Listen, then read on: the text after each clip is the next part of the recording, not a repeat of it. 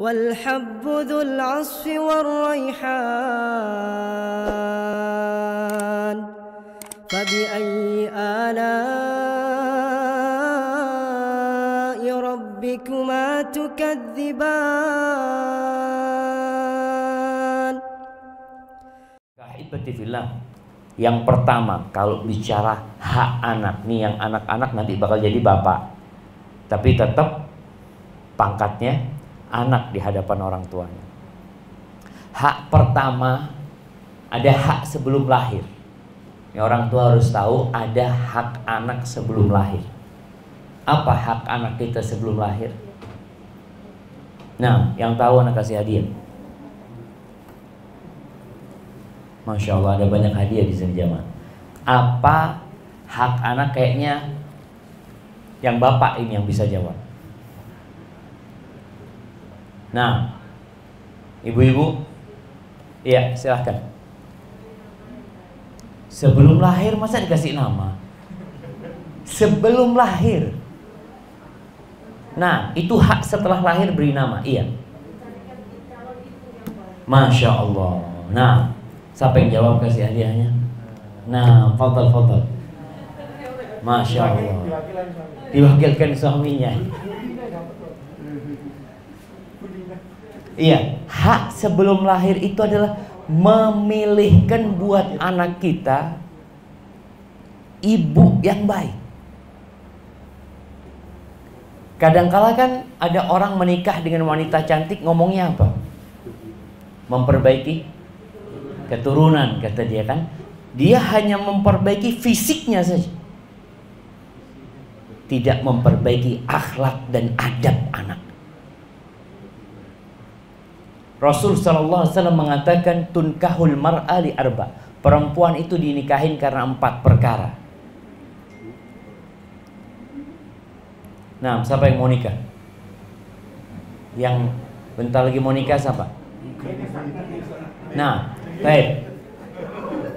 Mau nikah bentar lagi. Siap, sebutkan 4 kriteria perempuan dinikahin. Muslim, iyalah. Baik, yang kedua gadis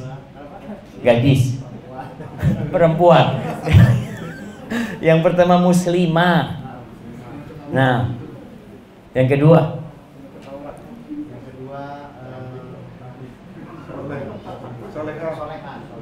muslimah soleha. Terus yang ketiga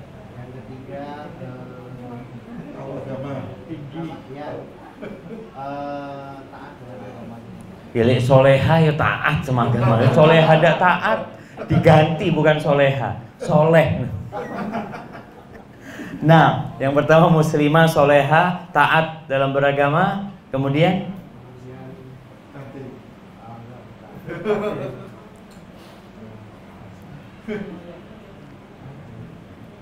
bener mau nikah ini? Bener mau nikah? Kapan insya Allah? Januari. Oh, Januari. Calonnya ini sudah memenuhi 3 kriteria. Masya Allah. Baru 3 ini ya. Yang dan kayaknya anak kasih hadiah tuh, Masya Allah. Fadhil bisa diberikan kepada beliau. Nah, jadi kriteria yang pertama itu cantik. Perempuan itu dinikahin. Kebanyakan ini bicara tentang tradisi dan budaya. Perempuan dinikahin karena kecantikannya. Kalau nggak cantik masa antum mau? Hah? Mau? Kalau nggak cantik? Ya kalau ganteng nggak mau. Iya. Baik. Yang pertama cantik. Yang kedua kaya. Perempuan itu dinikahin karena kekayaannya. Berapa banyak anak-anak muda itu ngelihat, nggak apa-apa, rondo nggak apa-apa, yang penting soge. Kadang-kadang dia berpikir seperti itu. Kaya. Yang ketiga karena faktor nasabnya. Berdarah biru ya. Apa anaknya raja Solo, raja mana gitu kan. Yang keempat lidiniha, agamanya. Kemudian Nabi SAW menyebutkan fadfar bidatid din taribat yadak. Carilah yang agamanya baik, selamat awak. Jadi kalau bicara ingin selamat, ingin punya rumah tangga yang harmonis, ingin punya anak-anak yang soleh soleha, maka pilih ibu yang agamis. Bas. Bukan berarti kita nggak boleh cari yang cantik, cari yang cantik tapi agamis. Boleh nggak cari yang kaya? Boleh. Tapi titik beratnya di agama. Kalau bicara agama, agama ini ada maksimal, ada minimal. Minimal perempuan itu melaksanakan yang wajib-wajib, meninggalkan yang haram. Ini minimal, paling enggak dia sholat 5 waktu. Ini calon anak Ustaz, ya Allah, enggak pernah sholat qobliyah wala ba'diyah. Yang 5 waktu sih ribut sama ibunya. Wah, ini bahaya ini. Karena yang wajib saja mulai hampir kurang gitu. Tapi kalau seorang sudah mengamalkan yang sunnah, insya Allah yang wajib selesai. Puasa Ramadan, alhamdulillah. Kalau dia puasa Ramadan plus puasa 3 hari tiap bulan, insya Allah utang Ramadan ini lunas. Karena perempuan ini selalu meninggalkan hutang dalam berpuasa. Jadi Nabi SAW memberikan arahan, kalau kepingin selamat, cari wanita yang agamanya baik. Kemudian kalau mencari suami, sama. Nabi SAW mengatakan, idza atakum man tardawna dinahu wa khuluquhu fa'ankihu. Apabila datang kepada kalian seorang laki-laki yang agama dan akhlaknya kalian ridhoi, nikahkan. Nggak mikir mau S1, S2, kaya, miskin, yang penting 2 kriteria ini harus ada di calon bapaknya anak-anak, yaitu agama dan akhlak. Agama itu hablum minallah, akhlak itu hablun minannas. Itu perlu dijaga. Abul Aswad Ad-Du'ali pernah ngomong sama anak-anaknya, dikumpulkan anak-anaknya, dia ngomong, bapak ini sudah berbuat baik kepada kalian ketika kalian kecil, ketika kalian sudah dewasa, dan sebelum kalian lahir. Itu anaknya heran. Ayah, kalau ayah berbuat baik kepada kita waktu kita kecil, waktu kita dewasa, kita rasakan. Tapi gimana ayah berbuat baik kepada kita sedangkan kita belum lahir? Kata ayahnya, ikhtartu lakum umman la tu'ayyaruna biha. Aku pilihkan buat kalian seorang ibunda yang kalian tidak dicela gara-gara ibu kalian. Ini perjuangan berat, jemaah. Nggak main-main. Salah pilih ibu, sengsara. Kenapa? Karena bapak ini kan lebih banyak di luar rumah. Anak-anak sama siapa? Di perut ibunya 9 bulan. Kemudian disusui sama ibunya 2 tahun. Itu hak yang sebelum lahir. Adapun hak setelah lahir, yang pertama disunnahkan untuk mentahnik. Ini sunnah tahnik ini kadangkala banyak orang, ya nggak wajib. Kalau kita bicara wajib, enggak. Tapi dianjurkan. Tahnik itu adalah memakan kurma, dikunyah sampai halus, kemudian diletakkan di langit-langit mulut anak. Diletakkan di sana, di mana Rasul Shallallahu Alaihi Wasallam melakukan itu kepada beberapa anak para sahabat, dan para ulama sepakat bahwasanya tahnik ini disunnahkan. Yang kedua, memberikan nama yang baik. Hak kedua, Ana pernah ketemu dengan satu orang di Medina. Dia public figure lah. Dia sama anaknya lagi ziarah ke Madinah. Anak tanya, siapa nama anaknya? Harley Davidson. Masya Allah. Ternyata bapaknya suka naik moge. Namanya Harley Davidson. Ada yang namanya anaknya Pajero. Ada yang nama anaknya Titanica. Ada satu, apa naik Titanica lu? Tenggelam nanti namanya. Kadang-kala orang tua memberi nama anak itu untuk keren-kerenan, bukan bukan makna dan artinya. Nah, namanya siapa? Raihan. Apa artinya Raihan? Tanya mama. Oh, tanya mamanya gitu kan. Subhanallah. Ini siapa namanya? Rahasia. Apa artinya rahasia? Oh, nggak tahu juga gimana ini.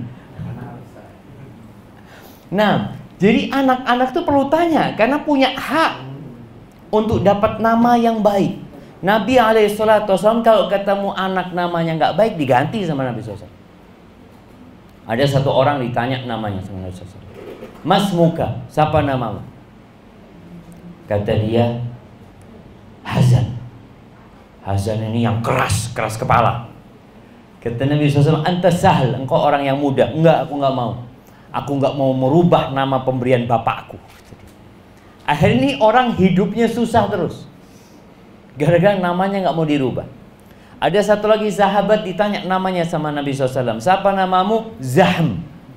Zahm itu artinya yang sempit, yang berdesak-desakan. Kata Nabi SAW, bal anta bashir. Enggak, engkau orang yang bawa kabar gembira. Jadi perlu orang tua itu, karena bakal ditanya sama Allah, kenapa anakmu dikasih nama yang gak jelas? Artinya gak jelas kadangkala. Kalau kita melihat namanya para sahabat Nabi, namanya para nabi, itu satu namanya. Ada nabi yang namanya dua? Nggak ada. Ibrahim siapa namanya? Ya Ibrahim. Nabi Nuh siapa namanya? Nuh. Nabi kita siapa namanya? Muhammad sallallahu alaihi wasallam. Nama yang kedua itu nama bapaknya. Disinilah bapak itu kalau ngasih nama anaknya, nama keduanya itu namanya bapaknya. Nama yang ketiga namanya kakeknya. Supaya anak ini tidak pernah lepas dari bapak dan kakeknya.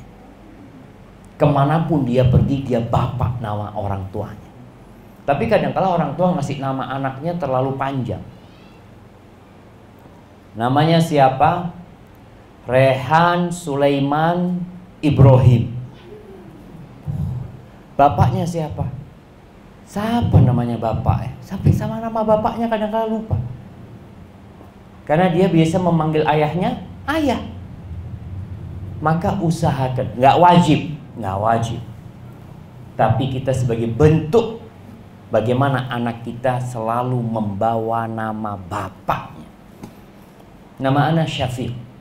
Riza itu nama bapak anak.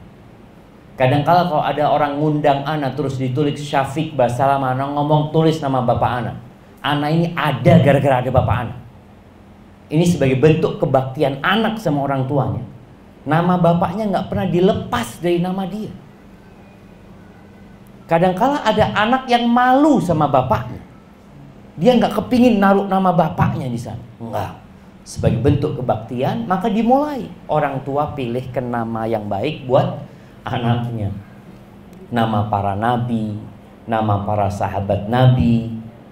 Kemudian yang ketiga, dianjurkan potong rambutnya, digundul di hari ke-7. Kemudian sodakoh dengan rambutnya. Dengan seberat rambutnya itu perak atau emas. Ini termasuk hak anak kita. Kita kan kepingin punya anak soleh-soleha. Kemudian sebelum itu ada yang lupa nanya. Ada hak sebelum lahir lagi yang banyak orang tua lupa. Kalau berhubungan suami istri baca doa. Sebagian orang nikah 20 tahun, doanya tidak tahu. Apa doanya? Wallahu a'lam. Padahal itu hak anak. Karena kalau baca doa, insya Allah diselamatkan anak keturunannya dari godaan setan. Ini bicara hak sebelum lahir ya, selain memilihkan ibu tadi. Dan kemudian dianjurkan akikoh. Ini kadang-kala banyak yang belum akikoh, wis tua turun akikoh. Padahal orang tuanya mampu. Oh Ustaz kan tidak wajib Ustaz. Iya nggak wajib. Rekreasi nggak wajib. Beliin motor nggak wajib. Kenapa akikoh enggak sebagai bentuk syukur kepada Allah Azza wa Jalla? Maka anak-anak yang sudah besar boleh tanya sama orang tuanya, ayah dulu akikoh anak enggak? Ustaz, anak umurnya sudah 50 tahun Ustaz. Dia tanya sama bapaknya, bapak dulu akikoh anak enggak? Karena semua yang lahir itu tergadaikan dengan akikohnya. Artinya tergadaikan itu ya nggak selesai sampai akikohnya dipotong. Walaupun umur 50 tahun kalau belum akikoh, ya akikoh. Dianjurkan, bukan wajib, enggak, tapi sebagai bentuk syukur. Kemudian ada hak pendidikan. Di sini orang tua harus memikirkan pendidikan buat anak-anaknya. Bagaimana mengajarkan anak-anaknya akidah, tauhid. Mungkin nanti bisa dilihat ya di surat Luqman, bagaimana Luqman ngajarin anak. Kita kan banyak berpikir ngajarin anak membaca, menulis, ya itu penting. Belajar matematika penting itu. Tapi mengenalkan Tuhan kepada anak, mengenalkan Allah kepada anak itu penting sekali. Lebih penting dari segala-galanya. Makanya pelajaran pertama Luqman buat anaknya, wa idh qala Luqmanu libnihi wa huwa ya'idhuhu ya bunayya la tusyrik billah. Wahai ananda, jangan engkau melakukan kesyirikan kepada Allah. Inna syirka la zulmun azim. Ini pelajaran pertama buat anak-anak kita. Kemudian ajarin ibadah. Bagaimana Nabi SAW nyuruh kita ngajarin anak kita sholat sejak umur berapa? Umur 7 tahun. Suruh anak umur 7 tahun itu disuruh. Sebelum 7 tahun diajak sholat, bukan disuruh. Jadi bapak kalau punya anak umur 5 tahun, anak punya anak namanya Yusuf. Yusuf itu kalau disuruh sholat nggak sampai masjid kadang-kadang. Mampir di mana dia? Ketemu sohibnya. Tapi diajak, ayo. Ketika diajak dia sholat. Tapi kalau disuruh kadang-kadang belum mau dia, karena umurnya belum 7 tahun. Umur 7 tahun mulai suruh sholat. Kadang-kala bapaknya berangkat kerja, ibunya datang bulan, gimana? Suruh anaknya sholat. Berangkat sebagai bentuk hak anak mendapatkan pendidikan. Terus diajarin akhlak, diajarin adab akhlak sama orang tua, adab sama orang tua, diajarin adab makan. Anak tadi ngelihat ada yang masih minum dengan tangan kiri. Siapa yang disalahkan? Oh Ustaz, dia memang kidal Ustaz. Baik.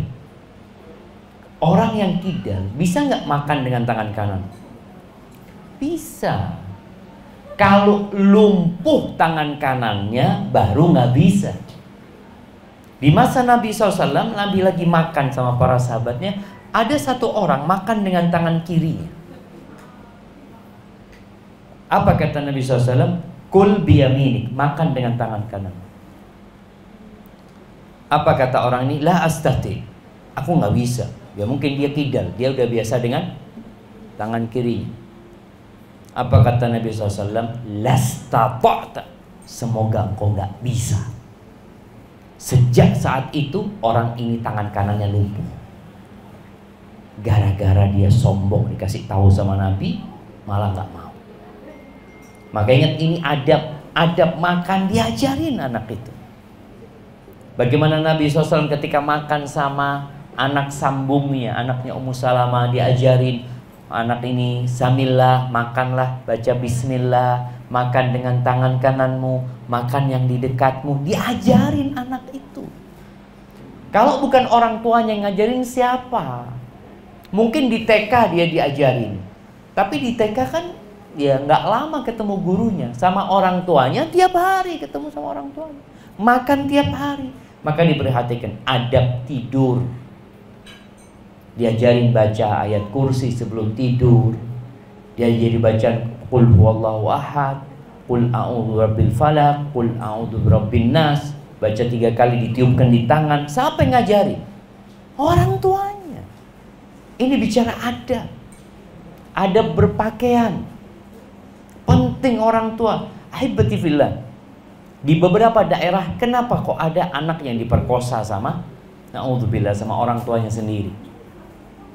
Bocah kecil diperkosa sama tetangganya. Mungkin kita, ya itu bejat, memang orang betul, itu orang bejat. Tapi pernahkah kita berpikir, kok bisa dia itu nafsu sama anak cilik? Oh, ternyata masalahnya nih anak kadang-kala keluar hanya pakai celana dalam aja. Di desa itu kan, di kampung kadang-kala pakai kaos dalam, celana dalam, anak-anak main. Kadang-kala seperti itu, dianggap remeh. Loh, jangan. Ada setan-setan di luar itu gitu. Maka ajarin adab. Berapa banyak anak orang itu kalau kencing pagi hari, ya karena dia masih kecil ya. Kencing itu di depan rumah. Karena dia masih kecil loh. Diajarin adab, kencing itu di kamar mandi gitu. Ini adab yang harus diajarkan orang tua. Kemudian kalau bicara selain adab tadi, ada satu hal yang Allah ingatkan para orang tua. Allah mengatakan, ya ayyuhalladzina amanu qu anfusakum wa ahlikum nar. Wahai orang-orang beriman, jagalah diri kalian dan keluarga kalian dari api neraka. Artinya bagaimana orang tua mengarahkan syahwat anak-anaknya. Ya, orang tua harus belajar tahu mana yang halal, tahu mana yang haram, sehingga anaknya ini tidak berbuat haram. Ada orang tua yang membiarkan anak gadisnya dibawa lelaki asing, dibawa dari rumahnya. Orang tuanya ngelihat, nih anak perempuan dia, anak gadis dia dibonceng sama orang laki, keluar. Jangan lama-lama ya. Subhanallah. Orang tua melihat itu dan membiarkan, bakal dimintain pertanggungjawaban sama Allah. Tapi banyak orang tua karena nggak sekolah agama, nggak belajar, dia pikir biasa itu Pak Ustaz. Bahkan banyak orang tua bangga kalau anaknya udah punya pacar, dibawa kemana-mana, bangga dia. Na'udzubillah min dzalik. Padahal Rasul sallallahu alaihi wasallam mengatakan, la yakhluwanna rajulun bimra'atin illa wasyaitanu thalithuhu. Tidaklah seorang laki-laki bersama wanita berduaan melainkan setan yang keduanya. Anak ingat waktu mau berangkat ke Madinah, kita tuh tinggal di hotel murah ya di Jakarta karena mahasiswa nggak punya fulus. Malam hari itu anak bingung, kok rame hotel ini, rame banget. Anak buka pintu karena nggak ada buat apa, nggak ada buat ngintip itu, nggak ada. Anak buka pintu, ada apa ini? Ternyata rame dengan pemuda-pemudi pada sewa hotel. Pagi sepi, nggak ada mereka. Itulah setan yang ketiganya. Ketika anak perempuan itu keluar dengan laki-laki, ya jangan berpikir, oh dia mau datang kajian. Pengajian di mana? Setan yang ketiga. Maka orang tua harus menyelamatkan, nih punya tugas menyelamatkan dirinya dan keluarganya, anak-anaknya dari api neraka, bukan malah jungkrakan anaknya ke neraka. Ini yang kadang-kala orang tua lupa dengan hak anaknya.